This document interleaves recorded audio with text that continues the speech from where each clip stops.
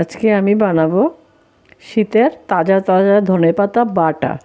এই বাটনাটা তো শীতের সময় খুব ভালো লাগে, আর ধনেপাতার বাটাটা খেলে মনে হয় যে হ্যাঁ এবার শীত এসছে। শিলনোড়ায় বাটবো। যদি এতে দেওয়া হয় গ্রাইন্ডারে দিলে ওইটা বেশি জল ছেড়ে দেয়, ভর্তা খেতে ভালো লাগে না। তো আমি এটাকে শিলনোড়ায় বেটে নিচ্ছি। আমার বাটতে একটু কষ্ট হয়, আমার হাতে পেইন আছে। তো এর মধ্যে আমি দিয়ে দেব বেশি করে একটু পেঁয়াজ কুচানো আমি নিয়েছি। এই পেঁয়াজ কুচানোটা আমি দিয়ে দেব।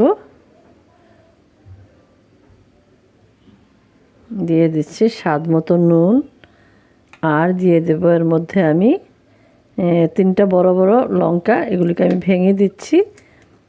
লঙ্কাটা ঝাল হবে না, এখন লঙ্কাগুলি কোনো ঝাল নেই, এর জন্য 3টে দিচ্ছি। একটু ঝাল ঝাল না হলে ভালো লাগে না। তো এই ভর্তাটা শরীরের পক্ষে খুব ভালো। এতে ভিটামিন এ তো প্রচুর পরিমাণে থাকে, আর পেঁয়াজটা আমরা কাঁচা খাই। কাঁচা খেলে কি হয়, রক্ত পরিষ্কার হয় আর ভালো ঘুমও হয়। পেঁয়াজ আমাদের খাওয়া ভালো, রান্না করে খাওয়ার চেয়ে কাঁচা খেলে ভালো, কারণ রান্না করে খেলে এর গুণটা থাকে না।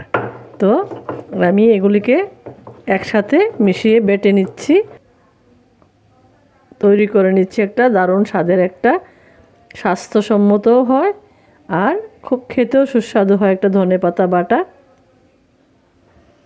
আমার বাটাটা মোটামুটি অনেকখানি হয়ে গেছে, তবে আমি আর বেশি করতে পারবো না, আর একবার বেটে নেব। আমার হাতে ব্যথা হয়, আমার আর্থ্রাইটিসের পেইন আছে, আমি বেশি মিহি করে বাটতে পারবো না। আপনারা একটু যারা পারেন আপনারা এইভাবে একটু ভালোভাবে মিহি করে বেটে নেবেন। আমার প্রবলেম হয়, কিন্তু আবার শিলনোড়ায় বেটে খেতেই ইচ্ছে হয়। হয়ে গেছে আমার বাটা, এখন আমি এটাকে তুলে নেব।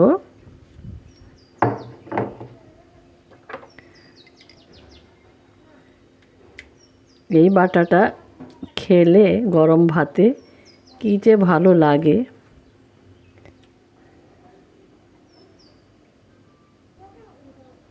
আর এর মধ্যে দিয়ে দেবো আমি উপর থেকে একটু